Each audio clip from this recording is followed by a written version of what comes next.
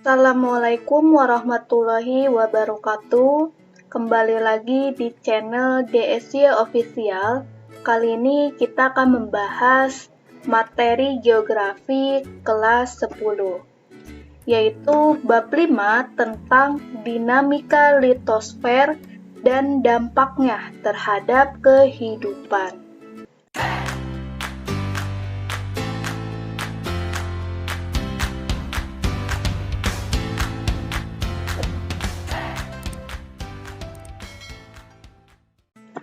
Adapun KD-nya yaitu 3.5 menganalisis dinamika litosfer dan dampaknya terhadap kehidupan. Tujuan pembelajaran kali ini untuk memahami litosfer dan lapisan bumi, memahami batuan penyusun litosfer. Nah, pernahkah kalian melakukan pengamatan di atas gunung atau di daerah yang tinggi? Kita akan melihat bentuk bumi atau relief bumi yang bervariasi dari ketinggian atau di atas gunung. Kita bisa mengamati wilayah gunung, lembah, dataran rendah, dan wilayah lainnya. Contohnya, ini ada sebuah lembah. Kita akan mengetahui ketinggian dari lembah ini. Nah, ketinggian dimulai dari 590 meter, lalu naik turun sampai puncaknya berada di 1533 meter. Ini dinamakan dengan relief bumi. Dari ketinggian 1532 meter, maka naik turun kembali sampai 699 meter. Jadi, relief suatu tempat itu akan berbeda-beda. Selanjutnya kita akan melihat wilayah Lembang, Bandung. Akan terlihat jelas reliefnya seperti apa.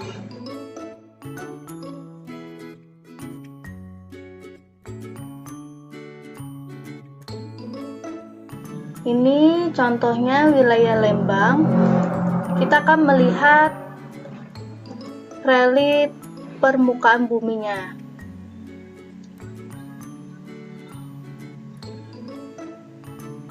Yang paling tinggi yaitu 1236 meter ketinggian. Setelah itu turun, ya terendahnya yaitu 1146 meter. Nah, ini naik turun. Ini disebut juga relief bumi. Seperti yang sudah dijelaskan tadi, bahwa setiap wilayah memiliki ketinggian tempat atau relief muka bumi yang berbeda-beda. Nah, ini semua akan kita pelajari di bab ini. Litosfer berasal dari kata litos dan sfer. Litos artinya batuan dan sfer artinya lapisan. Jadi, litosfer adalah lapisan kerak bumi yang paling atas terdiri dari batuan. Nah, litosfer memiliki unsur penyusunnya. Salah satu unsur penyusun yang paling besar adalah oksigen, yaitu 46,6%. Dan ada lagi silikon 27,7%, aluminium 8,1%, besi 5%, kalsium 3,6%, natrium 2,8%, kalium 2,6%, dan magnesium 2,1%. Berbicara litosfer, maka kita harus tahu struktur lapisan bumi. Struktur lapisan bumi terbagi menjadi 3 bagian, yaitu adalah kerak bumi. Nah, ini kerak bumi yang paling luar. Lalu yang kedua adalah mantel bumi yang berwarna oranye. Dan yang ketiga yaitu inti bumi yang berwarna kuning. Kita akan bahas satu persatu. Kerak bumi ini merupakan lapisan yang paling atas. Kedalamannya sekitar 10 sampai 50 km. Kerak bumi terbagi menjadi 2. Ada kerak samudra dan kerak benua. Nah, kerak samudra itu wilayah perairan. Ini ya, wilayah samudra, yaitu kedalaman sekitar 10 sampai 12 km. Sedangkan kerak benua atau daratan ini, daratan benua, kedalaman sekitar 20 sampai 50 km. Nah, di atas kerak bumi ada lapisan litosfer, lapisan batuan yang berwarna coklat muda dan coklat tua. Ini disebut dengan litosfer. Yang kita injak saat ini adalah kerak benua beserta lapisan litosfer. Selanjutnya, lapisan mantel bumi. Lapisan di bawah kerak bumi yang berwarna oranye dengan kedalamannya kurang lebih 2.900 km dengan suhu 3.000 derajat Celcius. Mantel bumi terbagi menjadi 2 bagian. Yang pertama, bagian atas. Nah, bagian atas ini bersifat plastis atau kental dengan kedalaman 400 km. Dan mantel bumi bagian bawah bersifat padat dengan kedalaman 2.900 km.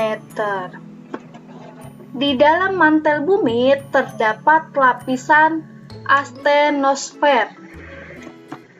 Nah, lapisan astenosfer ini berada di mantel bumi bagian atas. Di dalam lapisan astenosfer terjadi pergerakan lempeng-lempeng yang disebabkan oleh gaya konveksi atau energi dari panas bumi. Jadi ini tempat lempeng-lempeng bergerak di lapisan astenosfer mantel bumi bagian atas. Selanjutnya, kita akan membahas inti bumi, yaitu bagian terdalam bumi yang berwarna kuning. Inti bumi terbagi menjadi 2, inti luar dan inti dalam. Inti luar kedalaman kurang lebih 2.160 km dengan suhu 3.900 derajat Celcius. Sedangkan inti dalam kedalaman kurang lebih 2.500 km dengan suhu 4.800 derajat Celcius. Nah, ditekankan kembali bahwa struktur lapisan bumi terdapat 3 bagian. Yang pertama, kerak bumi terdiri dari 2, kerak benua yaitu daratan dan kerak samudra yaitu perairan. Lalu mantel bumi terbagi menjadi 2, mantel bagian atas dan mantel bagian bawah. Dan yang terakhir adalah inti bumi yang berwarna kuning terbagi menjadi 2, inti luar dan inti dalam. Jadi itulah struktur lapisan bumi. Lapisan bumi dan litosfer tidak terlepas dari batuan. Maka kita akan membahas siklus batuan dan bagaimana proses batuan itu terjadi. Siklus batuan bermula dari magma yang keluar dari perut bumi.